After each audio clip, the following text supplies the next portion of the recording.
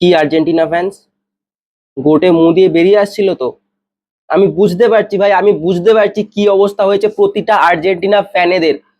ভাই round of 32 তে এরকম ম্যাচ আমরা কেউ এক্সপেক্ট করিনি। কেপ ভার্দে ভাই একটা ওই 5 লাখ পপুলেশন থেকে একটা ছোট টিম উঠে এসছে, প্রথমবার ওয়ার্ল্ড কাপ কোয়ালিফাই করেছে। হ্যাঁ, হবে কোনো টিম। আরে ভাই এ কোন টিম এসে গেছে ভাই, সিরিয়াসলি।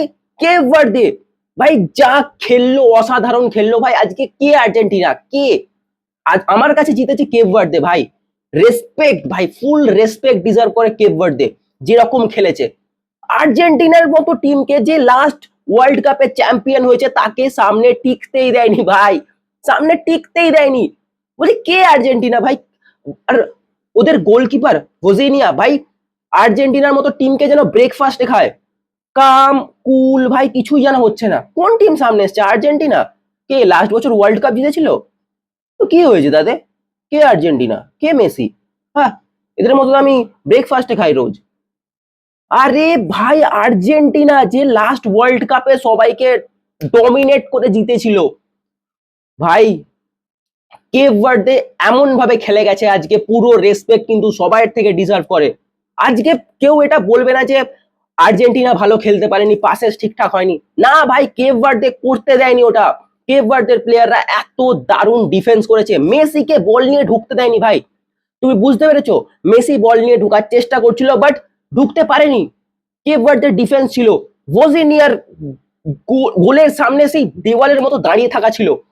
আর ভোজিনিয়া যে মেসির গোলগুলো আটকেছে ভাই, it it it's not possible for a normal human. ভাই it's God versus God, Messi versus ভোজিনিয়া। মেসির ওই ফ্রি কিকটা সুপারম্যানের মতো আটকে দিল, সুপারম্যানের মতো। আর তারপরে মেসি এগিয়ে গিয়ে যে গোলটা করতে গেল সেটাকেও আটকে দিল। ভাই ইটস আনবিলিভেবল ভাই। খেলা শুরু হওয়ার 3-4 ঘন্টা আগে আমি একটা রিল বানিয়েছিলাম যে কেপ ভার্দে কিন্তু আর্জেন্টিনার সঙ্গে ইজি যাবে না, they will give their all what they have. আর সেটাই করলো কিন্তু কেপ ভার্দে। ভাই যেরকম ধরনের অ্যাটাক করেছে, যেরকম ডিফেন্স করেছে ভাই, ভাই কোনো ওয়ার্ড নেই আমার কাছে। আর্জেন্টিনা আর্জেন্টিনা আজকে কেপ ভার্দের কাছে এমন খেললো যেন আর্জেন্টিনা নর্মাল একটা টিম। 90+ মিনিট শেষ হয়ে গেল, তখনও স্কোর কি 1-1। ভাই প্রথমে যদিও আর্জেন্টিনা গোল স্কোর করেছিল বাট তারপরে কেপ ভার্দে ভাই ওই কামব্যাক 59 মিনিটে গিয়ে গোল করে দিল ভাই। আর গোলটাও ইজি ছিল না, গোলটা দারুণ বুদ্ধি করে গোল করেছিল। এক্সট্রা টাইম এলো আর তখনও ভাই খেলা এমন চলছিল যেন খেলাটা ড্রই রয়ে যাবে। বাট 92 মিনিটসে ভাই মার্টিনেজ গোলটা করলো। আর তারপরে আমরা ভেবে নিয়েছিলাম যে আর্জেন্টিনা হয়তো জিতে যাবে, বাট তারপরে লোপাস ভাই, ভাই ওই গোলটা ওই জায়গা থেকে আর্জেন্টিনা ভাবতেই পারেনি যে ওখান থেকে ওই শটটা ও ফেলে দেবে বলে। ভাই নর্মাল কাটিয়ে ভেবেছিল যে পিছনে পাস করবে বা মিডফিল্ডারে পাস করবে, বাট না ভাই ওখান থেকে ভাই একটা দারুণ শট মেরেছে ভাই। আমার কাছে ওয়ার্ড নেই বলার মতো।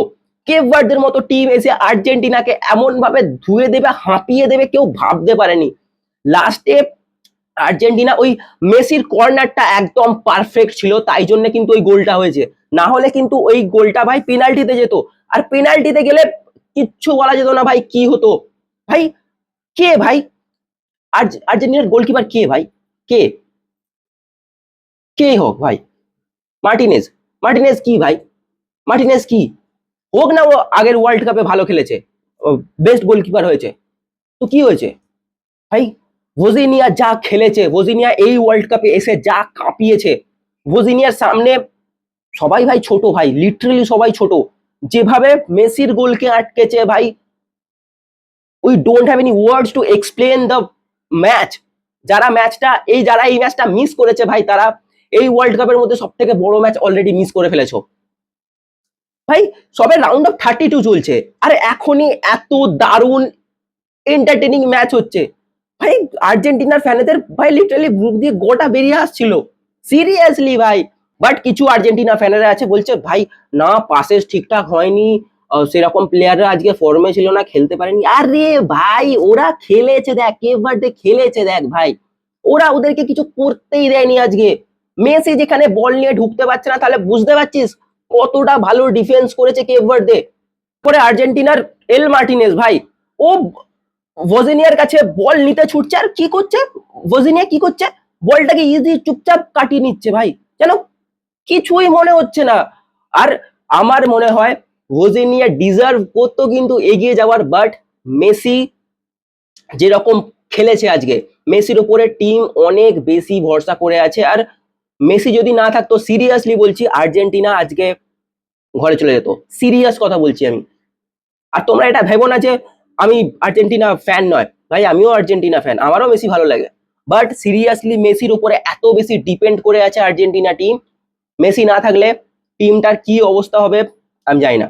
সবে তো রাউন্ড অফ 32 আজকে শেষ হলো, বাট যা ম্যাচের সামনে পড়ে আছে ভাই, অসাধারণ অসাধারণ ম্যাচ পড়ে আছে। প্রতিটা ম্যাচে কি আমাদেরকে এরকম হার্টবিট এরকম বেড়ে যাবে জানি না ভাই, বাট তোমাদেরকে বলতে পারি প্রতিটা ম্যাচ কিন্তু দারুণ হবে, আর একটা ম্যাচও মিস করা যাবে না।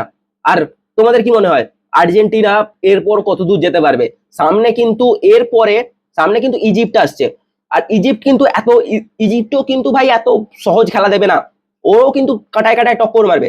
আর তারপরে আসবে কলম্বিয়া ভাই, কলম্বিয়ার সাথে আর্জেন্টিনার সব থেকে বড় সমস্যা হবে, কারণ লাস্ট কলম্বিয়ার সাথে আর্জেন্টিনা যে দুটো ম্যাচ খেলেছে, সেখানে একটা ম্যাচ ড্র, আর একটা ম্যাচ কিন্তু কলম্বিয়া জিতে গেছে, আর্জেন্টিনা হেরে গেছে। সো ওখানে কিন্তু একটা টাফ ম্যাচ দেখা যাবে। সো তোমাদের কি মনে হয় আর্জেন্টিনা কত দূর যাবে? কমেন্টে জানাও।